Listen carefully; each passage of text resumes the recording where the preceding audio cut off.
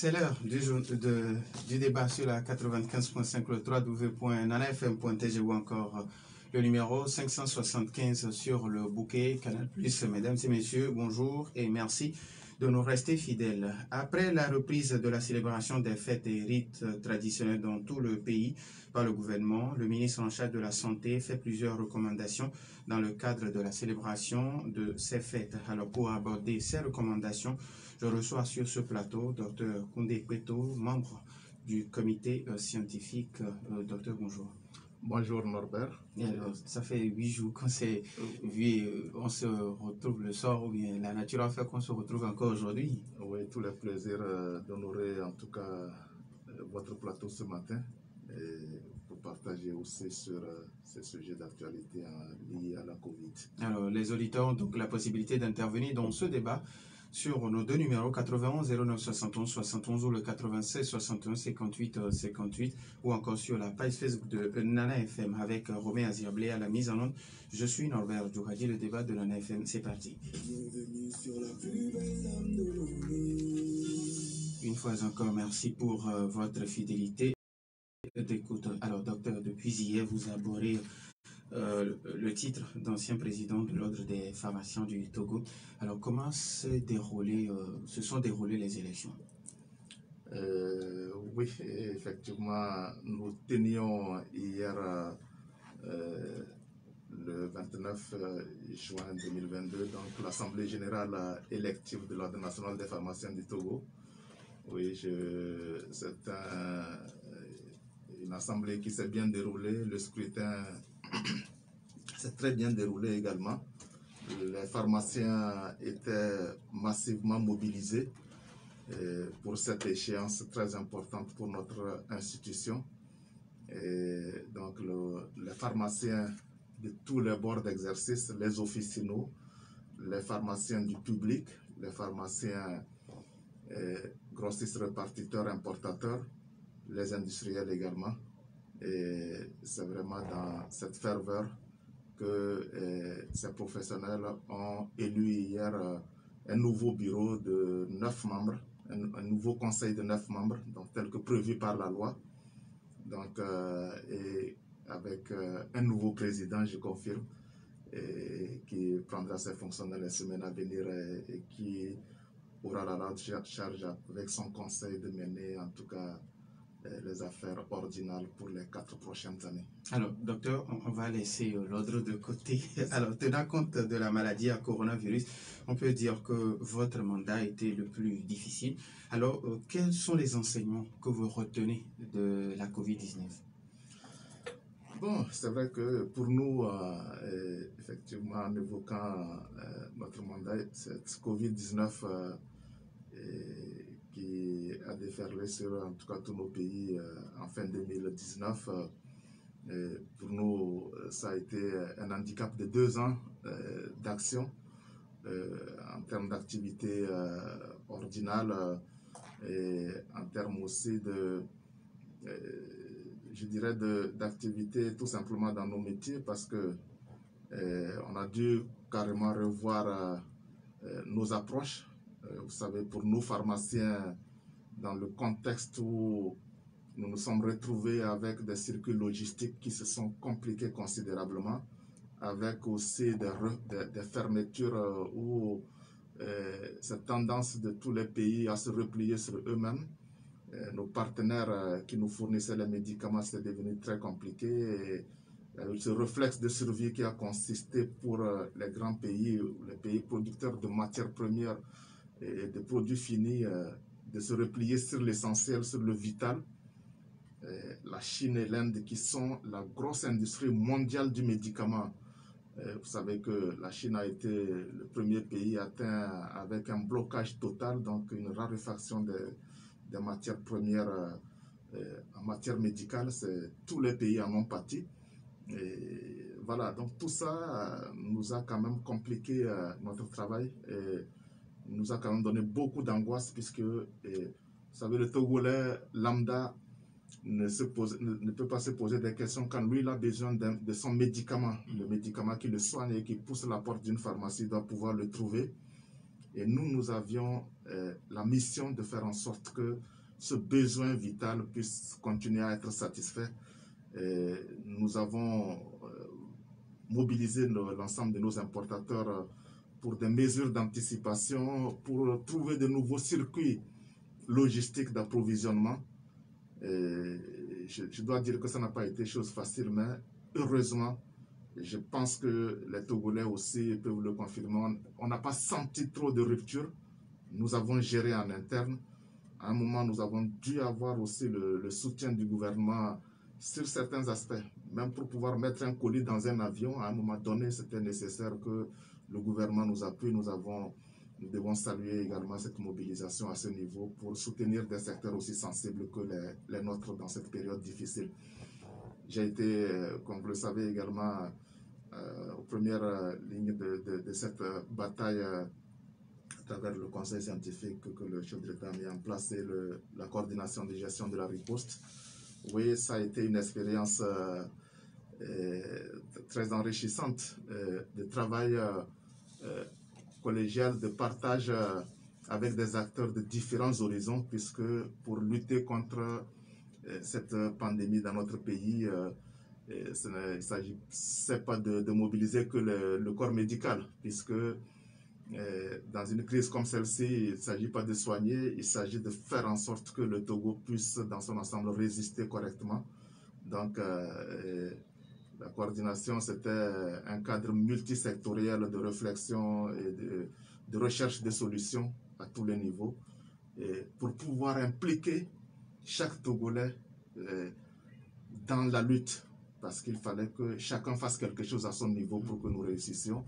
Et ça, c'est quand même quelque chose qu'il faut capitaliser, parce que malheureusement, les crises sanitaires, pour ne parler que de celle-là, malheureusement, les scientifiques ou les grands centres de recherche nous enseignent qu'on peut se retrouver dans des cycles qui vont revenir de temps en temps.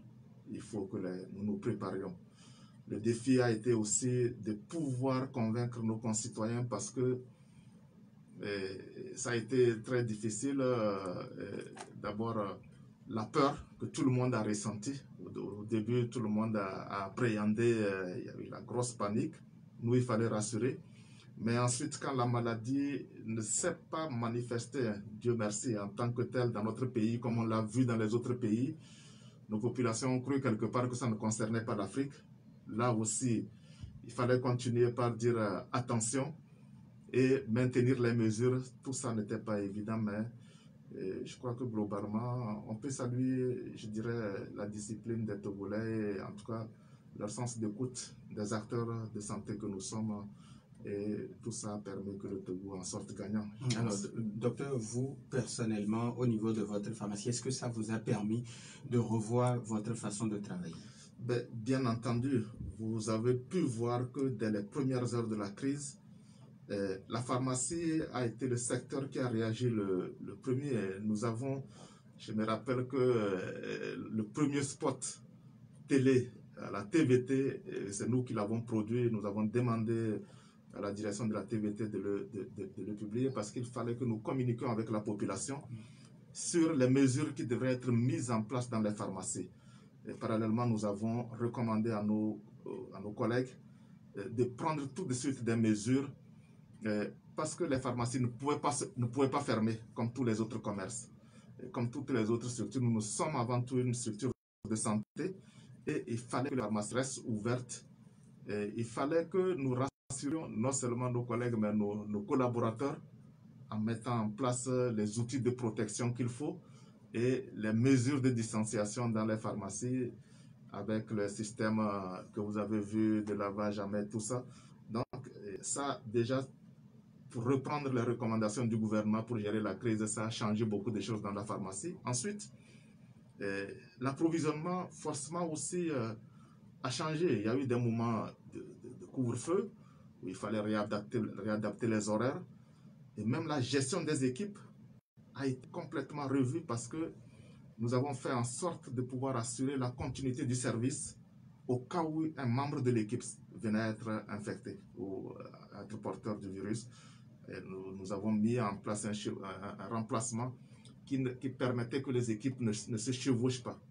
Donc, c'est tout ça qui a été mis en place et qui nous a permis, en tout cas globalement, de pouvoir résister à la crise. Alors, docteur, vous êtes membre du conseil scientifique et puis il y a plusieurs personnes qui vous reprochent d'avoir choqué dans votre façon de communiquer, surtout au niveau du conseil scientifique. Alors, vous répondez quoi à ces gens? Non, mais vous savez, c'est ce que je disais au début de l'émission. L'évolution de la pandémie dans nos pays peut-être a fait croire, les gens le disent encore, qu'on a été dans un suivisme, tout ça. Mais ce que nous voyons, la réalité scientifique que nous voyons, ne nous permettait pas de penser que l'Afrique est quelque part épargnée. Je crois que je me rappelle, il me semble que c'est les vacances 2021, où on a eu, à un moment donné, quand même, une réelle panique dans notre pays, où aujourd'hui, bon, ça semblait derrière nous, mais nous nous rappelons avoir perdu des personnes chères à nous, même dans notre secteur médical. Et la population doit se rappeler qu'on a perdu quand même des personnes importantes dans ce pays-là à cause de cette maladie. Ce que nous voyons, c'est que constamment, nous étions quelque part en sursis et qu'il fallait que les mesures prises pour nous protéger, que ces mesures-là continuent. Mais vous savez, on était à peine, je ne sais pas, à 5-6 cas quand on a eu notre premier décès, je pense. Je ne sais pas si on était à 10 cas quand on a eu notre premier décès. Mais si on n'avait pas pris les mesures qu'il fallait pour protéger les populations, on ne sait pas comment ça allait évoluer. Donc, nous, on a été là pour faire notre travail de prévention, de sensibilisation et de veille à l'international, veille scientifique. Nous l'avons fait, je pense, vraiment dans la mesure de tout ce que nous pourrions avoir comme information et en toute conscience. Maintenant, c'était des mesures très difficiles. Nous comprenons que la population ait pu, en tout cas des fois, ne pas trop nous comprendre ou mal apprécier ce que nous faisions. Alors, aujourd'hui, le Togo est à plus de 100 cas actifs et le gouvernement a donné la possibilité aux communautés, aux collectivités de célébrer les fêtes traditionnelles.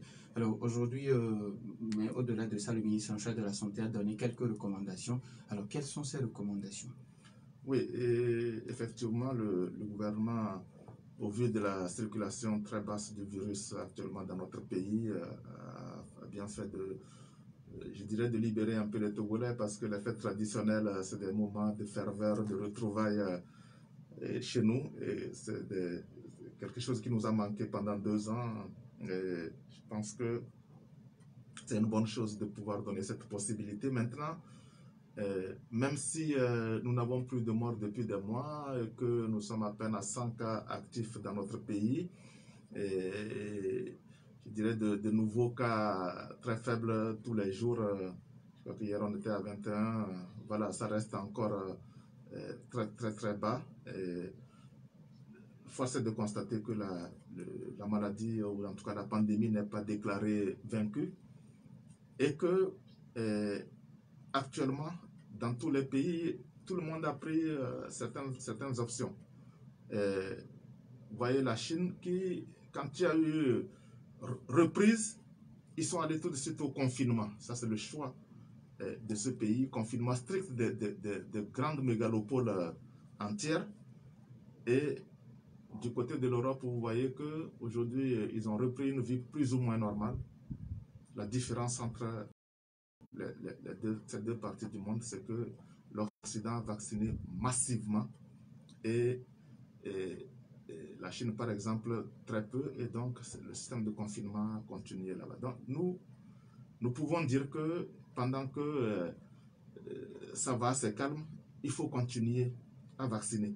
Je pense que c'est ce qui justifie cette sortie du ministre de la Santé, qui veut coupler, en tout cas, cette ère de liberté donnée par le gouvernement à la possibilité pour les Togolais de continuer à se protéger et à protéger les autres.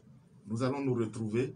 Et je crois que donc, les mesures, c'était le contrôle du pass vaccinal qui était déjà édicté dans le communiqué, le premier communiqué du gouvernement. Maintenant, le ministre de la Santé souhaite pouvoir mettre à disposition donc, les équipes, non seulement de contrôle de ce pass, mais surtout la possibilité pour ceux qui ne sont pas vaccinés de le faire à cette occasion. Et ça permettra de ne refouler personne dans ces fêtes. Je pense qu'il y a aussi, il est aussi prévu des réunions entre acteurs de la santé et les comités d'organisation de ces fêtes traditionnelles pour pouvoir harmoniser et voir comment est-ce que tout ça s'agence dans la ferveur des fêtes. Et je pense que c'est une très bonne chose parce que nous croyons toujours que se vacciner, surtout pour les personnes fragiles, c'est la meilleure protection. Et quand on dit personnes fragiles, on les a tous dans nos familles. Si on va à la fête, on se retrouve massivement. Il vaut mieux qu'on soit tous protégés pour qu'éventuellement, même ceux qui sont les plus vigoureux ne ramènent pas quoi que ce soit à la maison. Les auditeurs ont maintenant la possibilité sur nos deux numéros, 91 09 71 71 ou le 96 61 58 58 après la pause.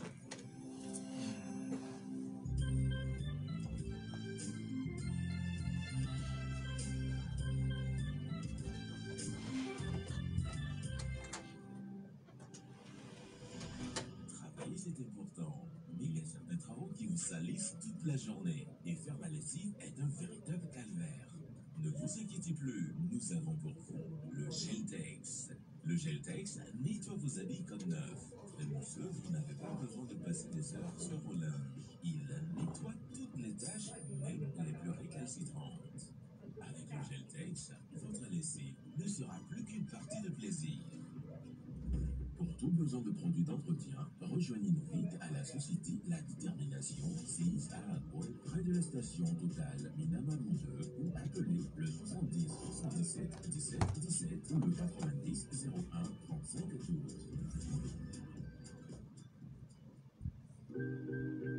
Savez-vous que vous pouvez faire des études supérieures de qualité comme en France et obtenir un diplôme français tout en étant à Lomé? C'est vrai, exactement, et c'est enfin possible à ESAM.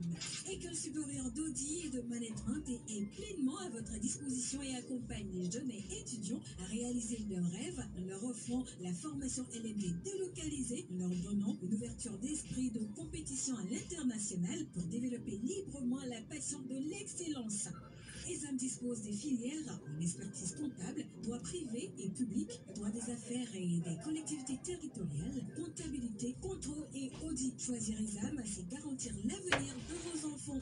ESAM est situé sur l'avenue Nicolas Comiskey, près de l'ancien hôtel de ville de Lomé. Avec ESAM, c'est 100% d'employabilité. Contact 22 21 16 16 90 18 05 50. ESAM, la passion de l'excellence.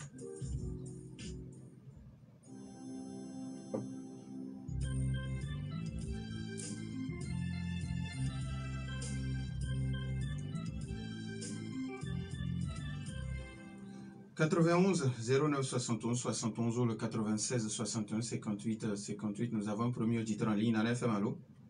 Oui, allô? Pélé, bonjour. Bonjour. Oui, allez-y. Oui, docteur, bonjour. Bonjour, monsieur Pélé. Ok. Je suis très désolé.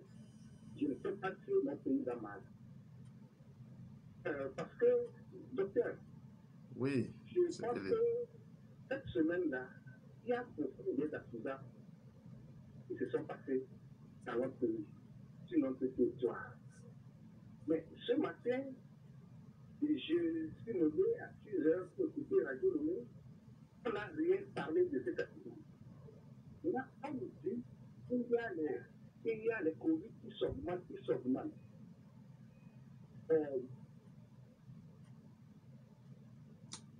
De continuer ça parce que vous parlez de 2 décès de Covid alors qu'il y a 13 morts, 14 morts, 15 morts. C'est cela que moi je voudrais arriver sur ce matin pour dire que mon pays va mal. Merci. Merci à vous aussi, Pélé. 91 09 71 71. Nana FM, allô?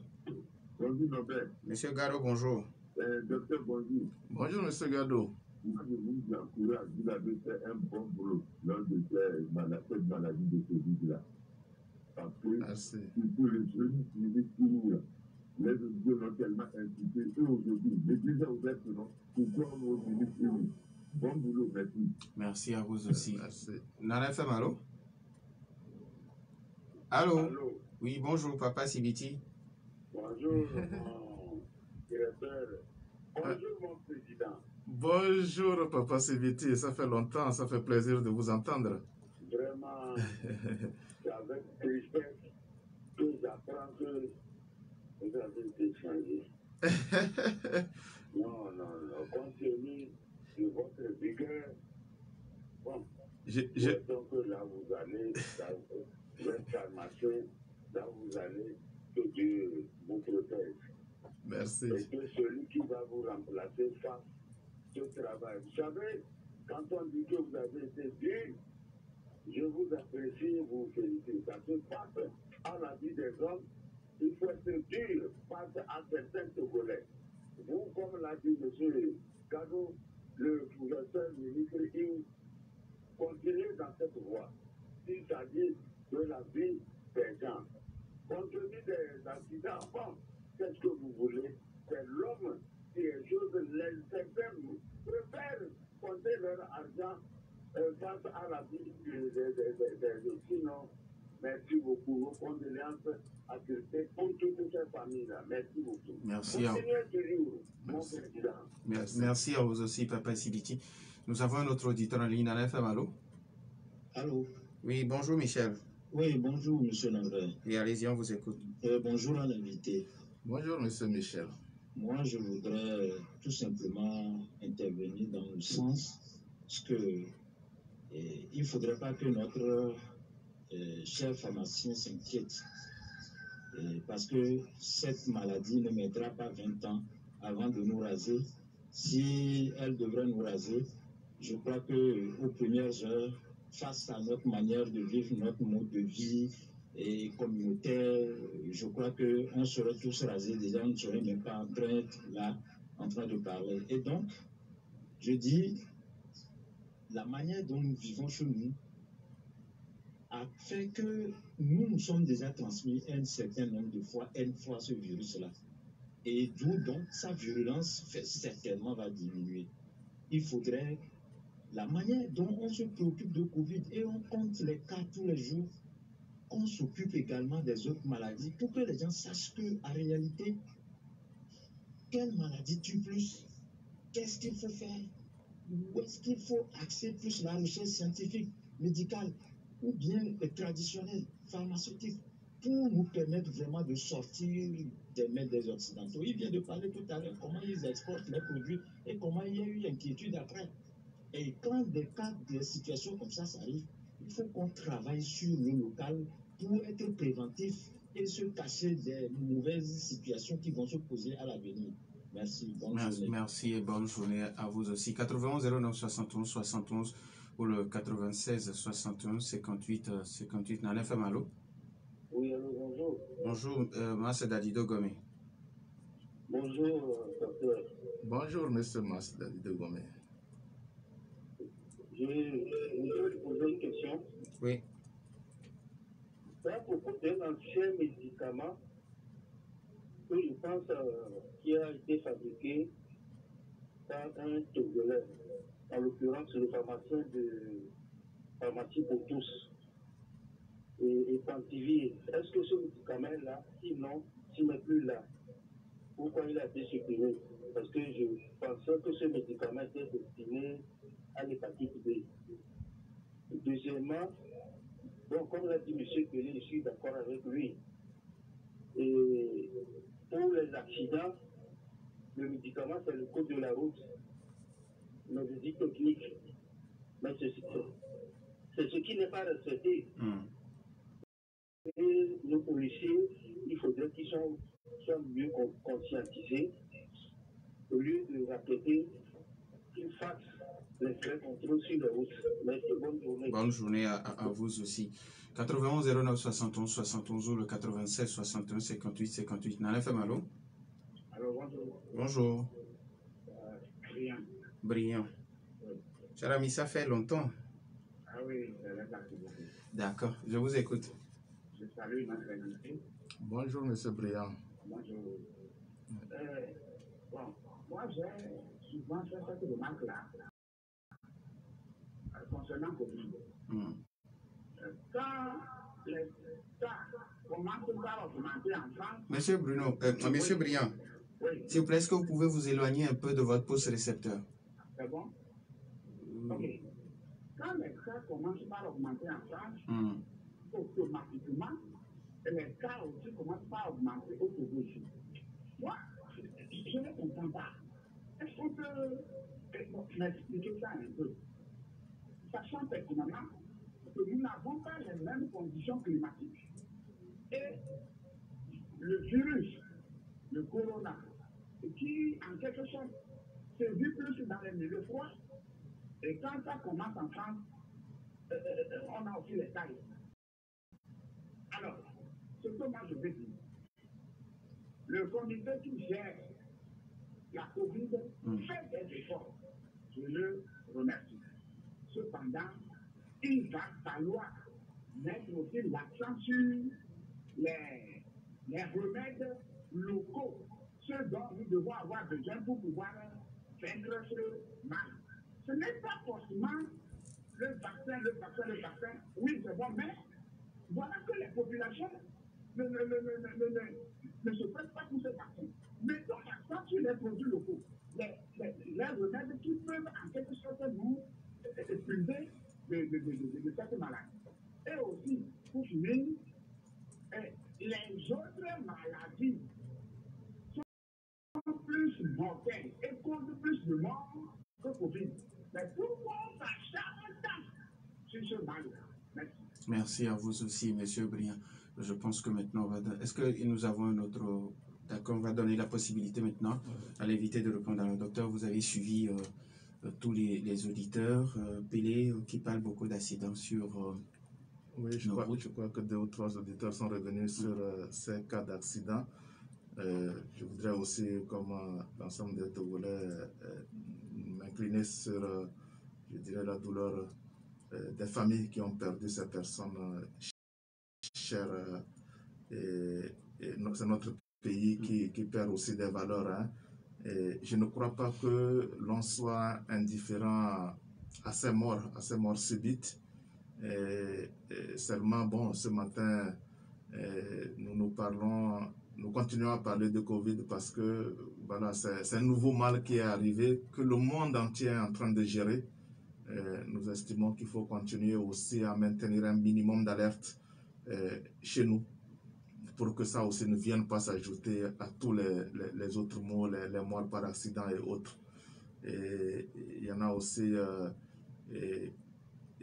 Papa Sibiti, lui, en tout cas, je voudrais le rassurer que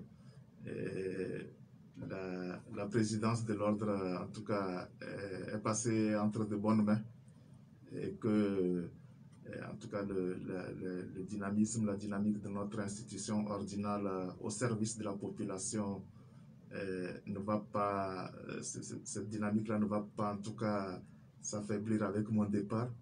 Et je crois que j'ai eu à gérer et à faire ce que moi je devrais faire à la tête de cette institution, et c'est avec en tout cas beaucoup de sérénité et aussi de tranquillité, d'assurance que je passe la main. Alors, ce qui veut dire que le nouveau président, nos auditeurs l'ont à l'œil, donc il doit faire beaucoup plus. Non, mais je crois que, tout comme j'ai souvent dit, les pharmaciens, que nous sommes formés aux missions et à tout ce dont je parle souvent sur vos médias. Et en tout cas, celui qui va me remplacer est en tout cas bien outillé, je le sais. Et il sera, je ne doute pas qu'il fasse aussi bien, sinon mieux que moi. Voilà. Alors, Mars Dadido Gomi qui parle d'un ancien médicament pour l'hépatite B. Ouais. Alors, il y avait Michel qui parlait voilà, des autres pathologies. et qui tue alors qu'on s'inquiète un peu trop par rapport à la Covid. Je dois pouvoir dire que ça fait très longtemps que le secteur de la santé, on n'est plus forcément concentré sur la Covid. Je pense que la dynamique, la reprise des activités, en tout cas au niveau du ministère de la Santé, la reprise des activités de gestion de toutes les autres pathologies, nos hôpitaux fonctionnent normalement comme avant. Le corps médical est mobilisé pour soigner les autres maladies. C'est justement pour cette raison que quelques-uns d'entre nous continuent par entretenir, je dirais, la veille sanitaire. Les émissions que nous faisons font partie de ce que nous appelons maintenant la veille sanitaire par rapport à la Covid. Et donc, ça ne veut pas dire qu'on ne s'occupe pas des autres maladies, le fait de parler de la Covid. Nous parlons justement de la Covid pour éviter que ce fléau, ou en tout cas ce fardeau, ne vienne s'ajouter à ce que nous gérons déjà. Donc, nous, dans nos activités au quotidien, nous gérons le besoin de santé de nos patients togolais, que nous gérons tous les jours dans nos officines et dans les hôpitaux du pays.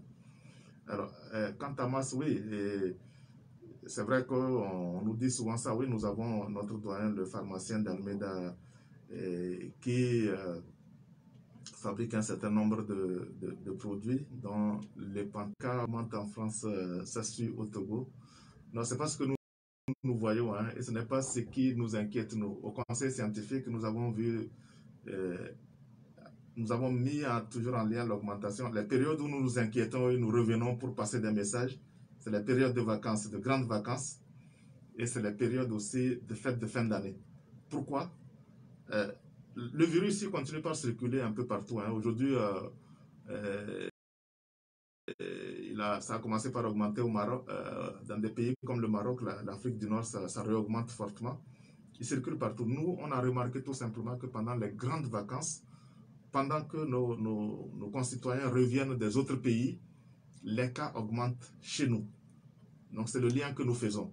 Ensuite, en fin d'année, lors des fêtes, les mixages au niveau des populations et les retours aussi de la diaspora, nous constatons des augmentations de cas. Donc ce n'est pas forcément lié à la France.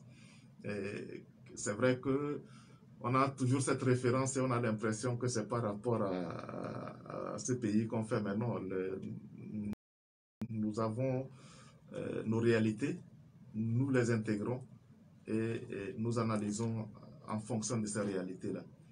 Alors, les remèdes locaux, oui, il y en a peut-être, hein, il y en a peut-être que les tradithérapeutes ont proposé tout et tout. Mais je ne pense pas que nous ayons eu quelque chose d'aussi déterminant pour lutter contre la Covid, que ce soit au niveau scientifique, dans le cadre des essais cliniques qui ont été initiés par la faculté des sciences de la santé, avec nos chercheurs de l'université, et que ce soit aussi au niveau des tradithérapeutes, parce que s'il y avait eu quelque chose d'assez déterminant, on l'aurait su. Voilà, on continue par voir ce qu'il y a, mais sauf que pour l'instant, la solution qui a fait ses preuves ailleurs, c'est la vaccination. Et même chez nous, les gens semblent ne pas le percevoir, mais nous, on le sait, que la vaccination a protégé beaucoup nos seniors, nous aider. Aujourd'hui, on encourage tout le monde à le faire, sans plus de coercition que ça. Donc, que les Togolais le comprennent. Alors aujourd'hui, il y a un auditeur qui demande jusqu'à quand nous allons garder encore les masques? Jusqu'à quand allons-nous garder les masques? Tant que le virus continue par circuler, il sera nécessaire que dans certains lieux publics, dans certains lieux où il y a du monde, que le masque reste de rigueur. Et ces lieux, ce sera d'abord les formations sanitaires, un peu partout dans le monde. On estime que tant qu'on n'a pas déclaré la fin de cette année, il sera nécessaire que les structures de santé continuent par, en tout cas, exiger le masque. C'est le cas des pharmacies d'officine. Vous voyez, nous, c'est plusieurs personnes qui rentrent et qui sortent de ces pharmacies-là. Et des fois, quand on dit à quelqu'un porter le masque, il pense que c'est à lui, ou bien c'est lui qu'on est en train de soupçonner d'amener le virus dans notre pharmacie. Non, c'est pas de ça qu'il s'agit. Je pense que tous ces lieux où rentrent et sortent beaucoup de monde, et il est important d'avoir son masque. Moi, même quand je circule, j'ai mon masque dans ma voiture. Quand je dois rentrer, par exemple, dans un guichet automatique, mon réflexe, même quand je l'ai oublié, c'est de revenir prendre mon masque. Parce qu'il y a plusieurs personnes qui rentrent dans cet endroit fermé. Et moi, je pense que ça peut être utile que je porte mon masque. Et il y a les lieux de grands rassemblements, comme ce sera le cas dans les fêtes traditionnelles. Je pense que il faut avoir ce réflexe-là. Les gens nous disent dans d'autres pays, on ne voit pas le masque. Oui, comme au Togo, dans la rue, on ne voit pas le masque. Mais quand nous, on va dans des réunions, dans les hôtels où vous tenez vos réunions, le masque est exigé. Dans certains, vous devez avoir un rendez-vous avec une autorité quelque part, le masque est exigé. Un peu partout, c'est comme ça. Donc, quand on est chez nous et qu'on voit peut-être les médias, sur les médias, la rue, et c'est similaire au Togo aussi, où on ne porte plus le masque dans la rue. Mais il faut savoir que ça reste exigé dans tous les pays et il est souhaitable que nous puissions continuer par l'avoir pour certaines occasions où on se retrouverait dans une grande ambiance, où on fréquenterait un lieu qui accueille du monde. Alors, dans les recommandations du ministre de la Santé, il est dit la sensibilisation de la population par les agents dédiés lors des petits regroupements en amont de l'apothéose des fêtes. Alors, que comprendre? Non, ce qu'il faut comprendre tout simplement, c'est que c'est une occasion de ferveur, mais si on peut en profiter pour pouvoir sensibiliser, rappeler la réalité de la circulation de ce virus encore dans notre pays, et le principe de maintenir quelques mesures quand même de prudence, ce serait une bonne chose. Donc, je crois que les comités d'organisation de ces fêtes, en collaboration avec les agents de santé, vont mener donc une campagne de sensibilisation pour que, à cette occasion aussi, on continue par parler de ce virus-là qui reste une certaine menace dans nos pays. Alors, docteur, avant votre mot de la fin, je vais essayer de rappeler un peu ces recommandations, ces présentations d'une preuve de vaccination contre la COVID-19, strict respect des mesures barrières, notamment le port systématique du masque, lavage et désinfection systématique des mains. Le ministre de la Santé, de l'Hygiène et de l'accès universel aux soins informe la population qu'il sera mis en place de façon systématique un dispositif de contrôle de la preuve vaccinale à l'appui des équipes de la force du groupe mixte de surveillance anti-Covid sur les sites abritant les éventuelles célébrations. Il sera également mis en place des vaccinodromes sur les différents sites de célébration des fêtes traditionnelles afin de vacciner systématiquement les personnes sans preuve vaccinale. Il recommande par ailleurs la tenue systématique des réunions d'organisation technique des activités de vaccination contre la COVID-19 avec les responsables des formations sanitaires des localités concernées par les célébrations, la sensibilisation de la population par les agents dédiés lors des petits regroupements en amont de l'apothéose des fêtes. Le ministre de la Santé, de l'Hygiène publique et de l'accès universel aux soins compte sur le civisme et le sens de responsabilité de tous pour le strict respect de ces mesures. Alors, docteur, il nous reste pratiquement 30 secondes si vous avez un message à l'endroit de la population. Non, le message, c'est que au-delà de la Covid qui nous oblige à ces mesures, nous avions dit un mot la dernière fois sur la nouvelle menace qui est là, qui peut-être peut arriver dans notre pays. Le fait de se laver les mains, de se protéger régulièrement, je pense, nous préserve de toutes ces maladies.